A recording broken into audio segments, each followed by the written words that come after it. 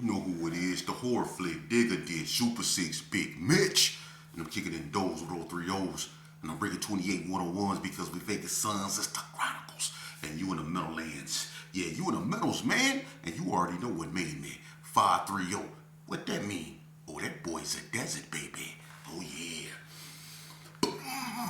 Hooper Dub, Scrub, 22-inch gold Dana Danes, and Big Bolo Yang. He could never be on McLean's, man. Yeah, shout out to everybody that be supporting Vegas Chronicles with the whole Super 6, Mr. Digger, Ditch, Big Mitch. And today, like any other day, y'all know we do. Y'all not new to this. Y'all true to this. We kick actual factuals. No additives, no preservatives, none of that stuff. Just raw and uncut. Like what?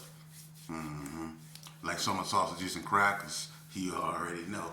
Shout out to everybody, man. Like I just said, been supporting my platform. Let's jump right off into it. You know, man, I've been asked a question and I was hesitant to go off into it, but I guess it's not gonna go away, so let me go on and go off into it. People been circulating this. I ain't gonna say it's a rumor, but they've been wanting to know if the Gersons and the East Coast Crips had an alliance. Was there ever an alliance between the East Coast Crips and the Gershon Park Kingsmen? Now, everybody know that the East Coast Crips is one of the largest gangs from California, Crip gangs.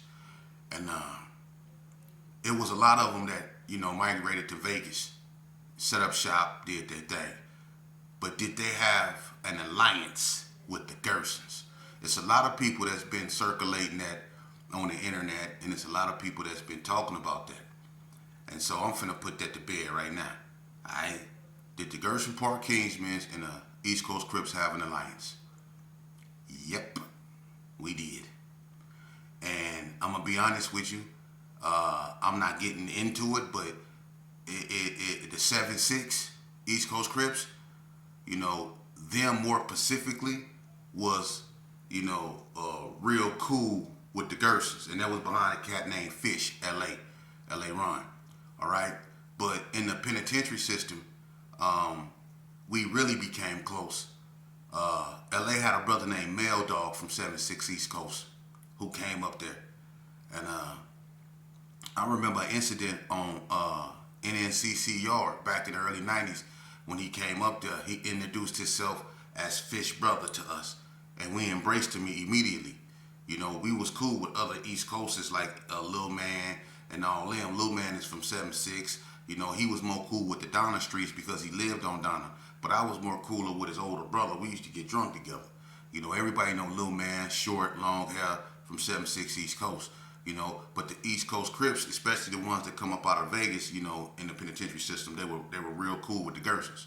But the East Coast Crips that was in Reno, they knew nothing of an alliance, with the Gersons. So they more or less rolled with the Bay Area or the Reno boys. But what happened, you had a cat named Pepe Loke from Sacramento. He came through Reno. A cat named Spanky from Sacramento, light-skinned, real fat. They both was from Gordon Block. They come from Sacramento. And then you had this one cat named Monster. He was from 11-8 East Coast. He was in Reno too, big, ugly, Frankenstein-looking dude, man. He didn't too much care for Vegas, but he was an East Coast Crip. And they had a nice little car up there. Gigi, Roscoe,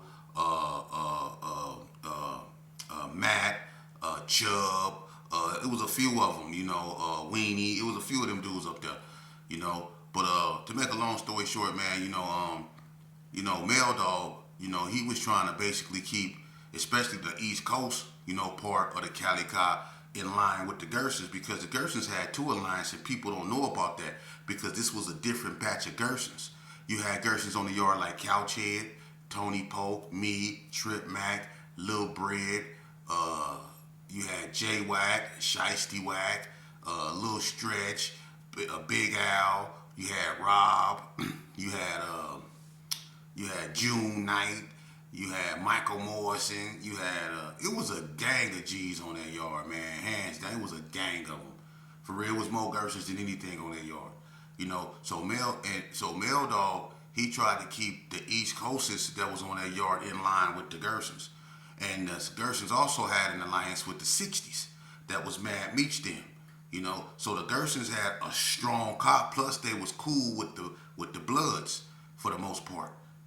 So the yard was basically moving in unison. You know what I mean? But Monster didn't like Vegas in particular, and he wasn't trying to follow up behind Mel Dog. Mel Dog was a kind of light brown skinny dude, man. Had kind of long hair. Used to keep him in plaits. All Mel Dog did every day was work out, and he was on swole. Besides Lil Bread, Mel Dog probably was one of the biggest cats in our car besides Lil Bread when it come to being on swole. Mel Dog was on swole, right? So him and Monster, they got into it. I don't think Monster appreciated the fact that Mel Dog was riding with the Gerson, even though he was from Cali. But the majority of the East Coasters that was under Mel Dog was rocking with the Gersons. But Monster didn't like that. Monster wanted the East Coast car to be a pure Cali car, or he wanted them to basically ride with Reno, because that's what he was used to seeing. So it was kind of like a little animosity between them. Monster knew not to get into it with us because we would have crushed the whole Reno car. But he had issues with Mel Dog. So one day, I was on the wake pile with Mel Dog. Me and Mel Dog used to go to the cafeteria, a coffee shop every morning and get these big coffee drinks. They was called Heavy Heavies, right? So we'll go get them, we'll go on the wake pile, and we'll work out. Well, Mel Dog and I guess Peppy Loke had words on the weight pile. Peppy Loke don't even lift weights, but he on the weight pile this morning, and I guess he was out there to get into it with Mel Dog. He not even from East Coast, but he from Cali, so he pushing a line for Monster. Monster from East Coast, he from 11-8. But Monster was scared to confront Mel Dog, so he sent Peppy. So Peppy on the way pal, him and Mel Dog had words. So Mel Dog called out Peppy Loke. Peppy Loke know he can't whoop Mel Dog. Mel Dog too big for once, and then he got the Gerson behind him. So Peppy Loke, he go get the Cali, he go get Monster and all them. So once we can find out what's going on, because Lil Bread and Monster, they was kind of cool. But Monster was a hater. I'm going to keep it real. And the only reason why him and Lil Bread was cool is because Lil Bread originally from Santana Block. You know what I mean? I'm just keeping it 100. So it was still a Cali thing. Monster didn't like Vegas. You know what I mean? So him and Mel Dog had words. You know what I'm saying? And I don't know what happened, but they supposed to have went up in the gym and Monster and it was Monster and Spanky and it was Mel Dog and I think it was Couchhead or Gangsta Rob, one of them two. They went up in there and everybody tried to stay away from the gym so it wouldn't draw no attention because it was a lot of people.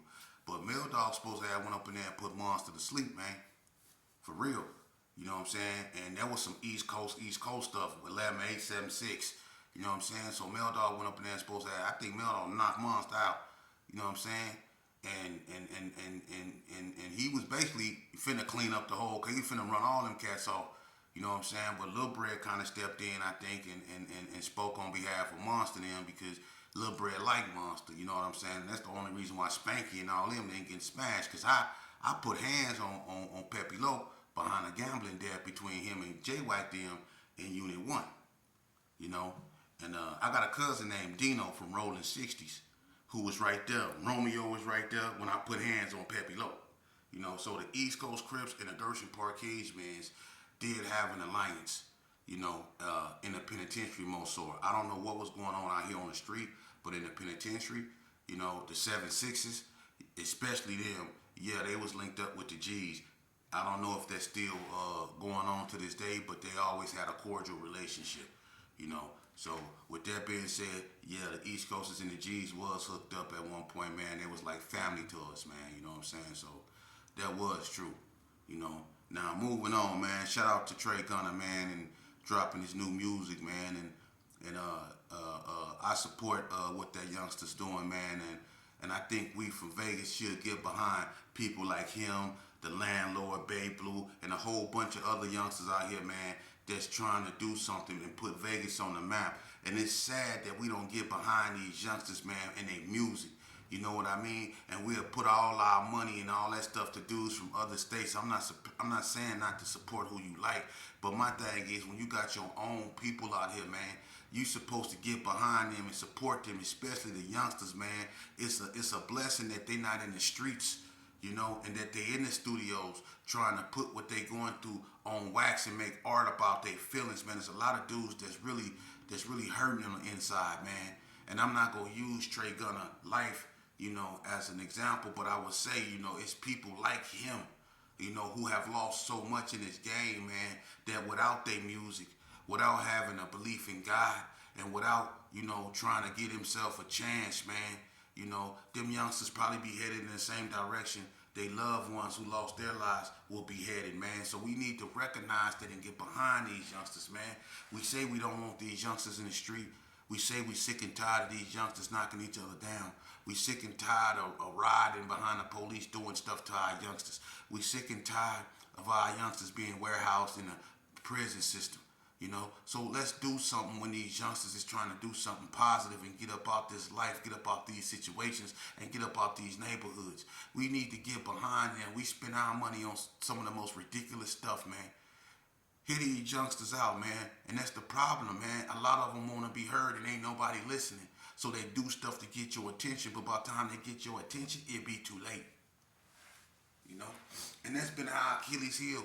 We'll support everything but ourselves, man, and I don't understand that, man.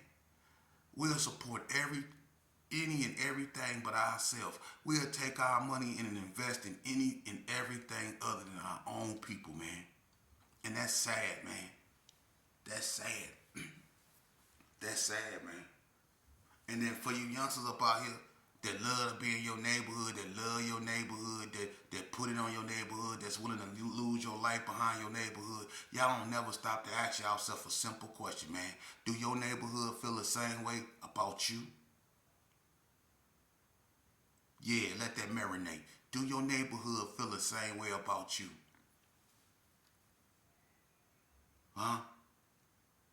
I used to believe that. I'm not saying a bunch of cats in my neighborhood don't love me, but I know a bunch of cats in my neighborhood can't stand me, don't like me.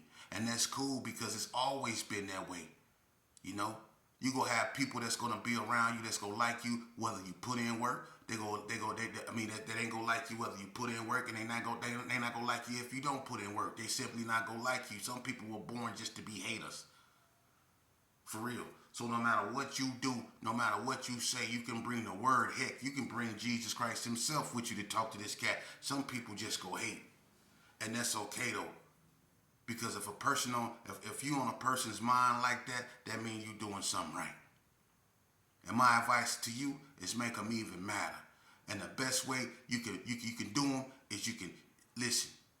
Kill them with success. For real. For real. It's a lot of miserable people out here that wake up every morning to point out other people's faults, talk bad about people, look down on people, lie on people. You know, it's a lot of people that get up in the morning to do that. They don't get up in the morning to wash their face, brush their teeth, say a prayer. They don't do that. They don't get up in the morning to take their children to school.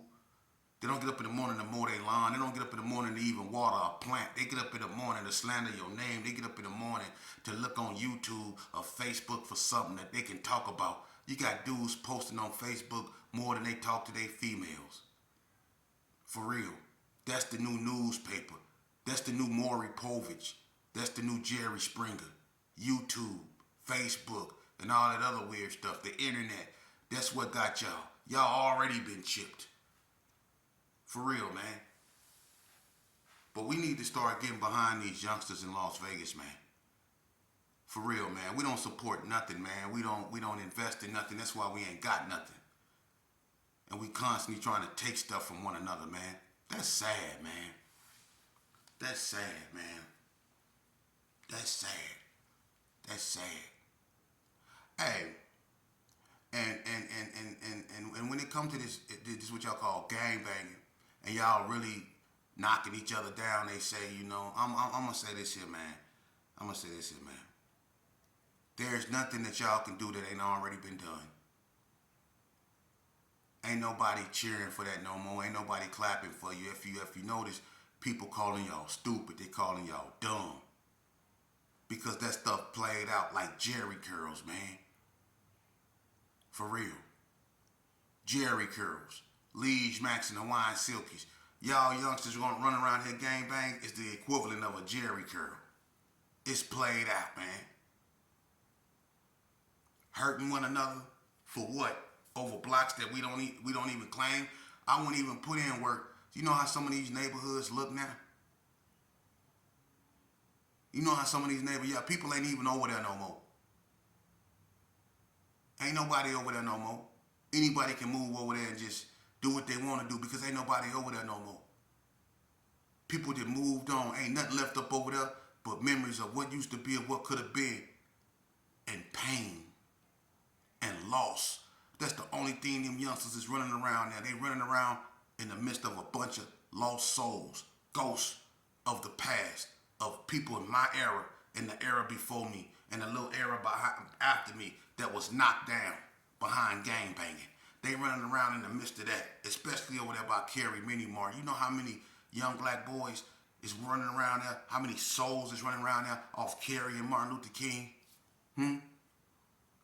Off Lake Mead and Revere and H.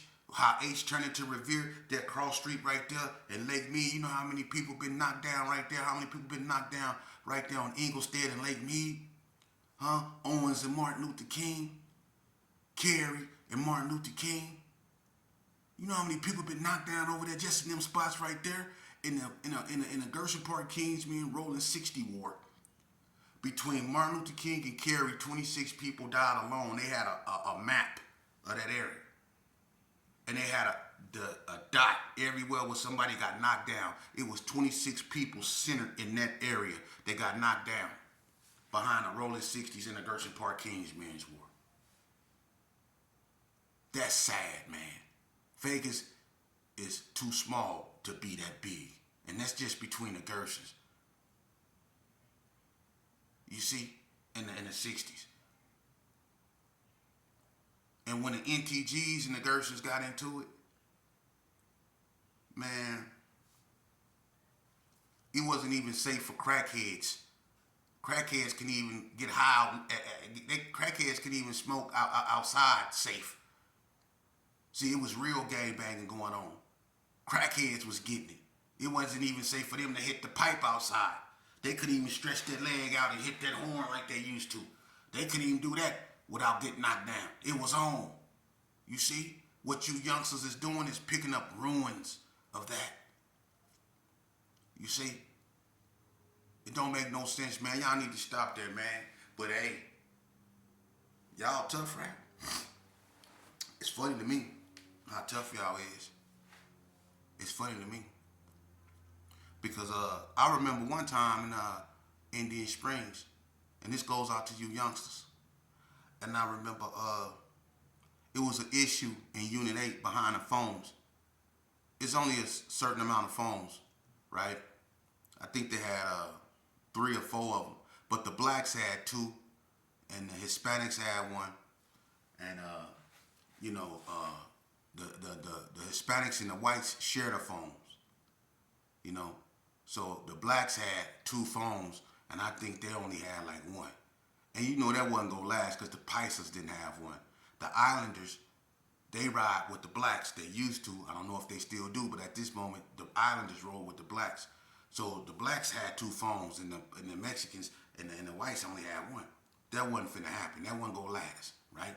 So they had the essay by the name of Poison. He was a Southsider leader in Unit 8. His name was Poison, right? I couldn't stand this Mexican. Skinny, you know what I'm saying? And he was one of the Mexicans. He wasn't bald headed. He had hair, but he used to always walk on a chair, combing his hair all the time. You know what I'm saying? I couldn't stand this Mexican, old arrogant. You know, I couldn't stand him. Built funny, you know what I mean? Real skinny, wear chucks, socks pulled all the way up to his knees. You know what I'm saying? Elbows pointed out, walking like he hard. You know what I'm saying? I couldn't stand this. You know what I'm saying? But anyway, he get into it with a paisa over the phone, right? And him and the paisa get into a little, verbal spat.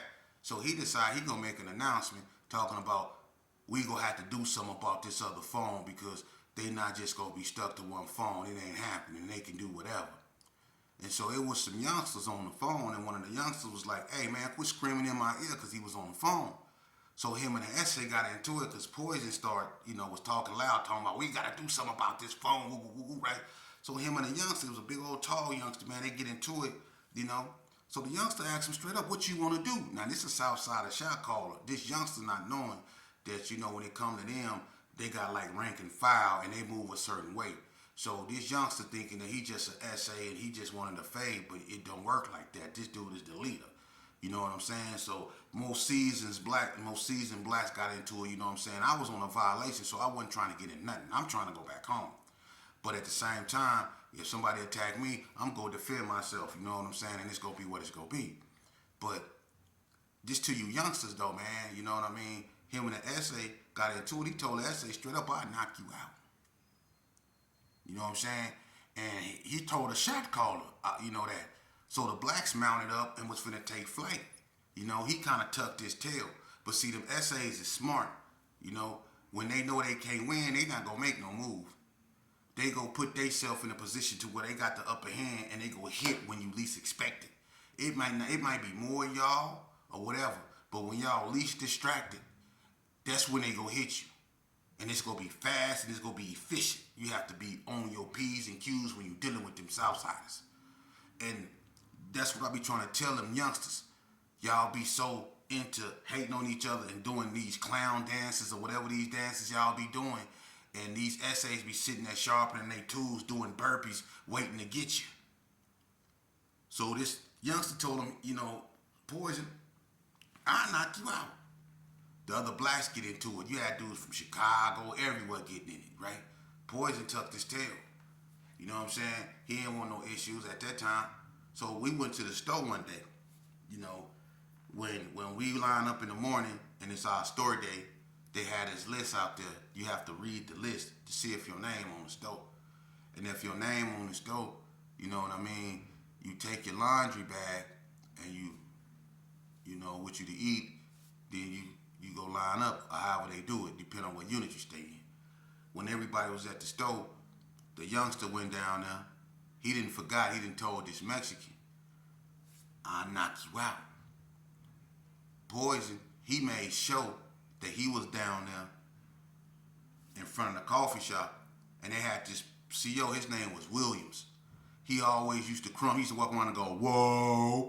Everybody know Williams in Indian Springs, tall, skinny, he think he a blood. He used to always walk around going, "Whoa," or trying to crumb with everybody. "Whoa." He's always walking around doing that, right? Williams. So Poison made sure that when he was down there by the store, he was talking to Williams and that Williams seen him and it was all planned.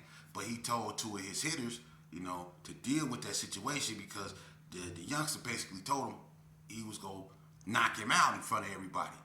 I told you, the Serenos, they move different. You can't just threaten one of them and don't do nothing. And that's what that youngster did.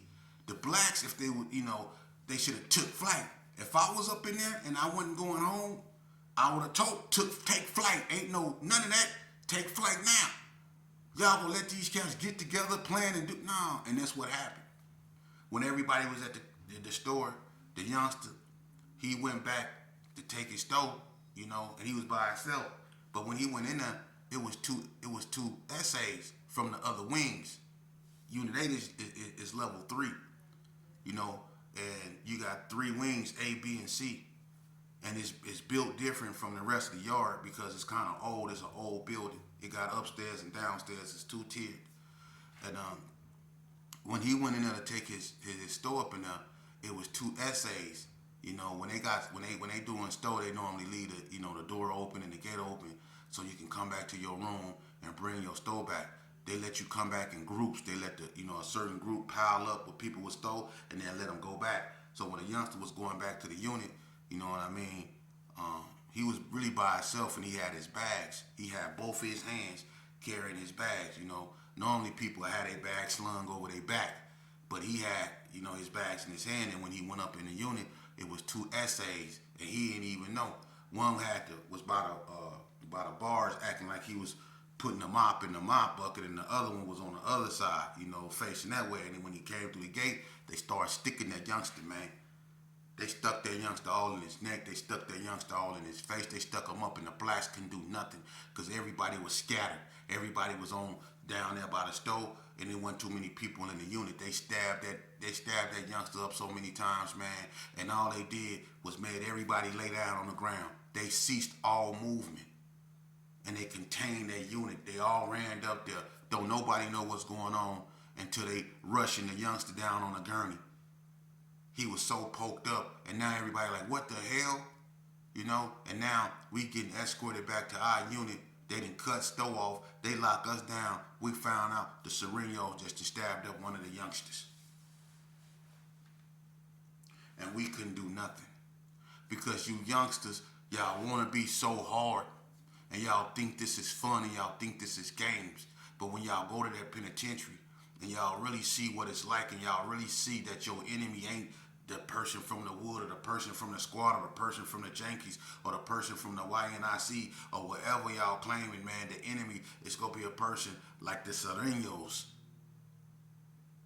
like them A-dubs. Them going to be your enemies, man. Y'all need to learn that, man. And most importantly, y'all need to stay y'all behind from out there. And what's leading y'all up in there is this fictitious belief that y'all cats up out here really gangsters. That stuff is over with, man. It really is. Let me tell you, when we was out here banging in my era, you had different hoods. You ain't had no cliques. We didn't allow no cliques. See? And the thing about it, and I'm not disrespecting no youngsters. I'm not saying these youngsters out here ain't about that life. Obviously they is. But I'm going to tell you something. A lot of y'all youngsters, and I don't mean this in no disrespectful way because a lot of y'all about that life. But I'm going to tell you something, and it's the truth. Ask your uncles, ask your fathers, ask them. A lot of y'all wouldn't have made it in my era because we didn't do click banging. You had to be and stand on who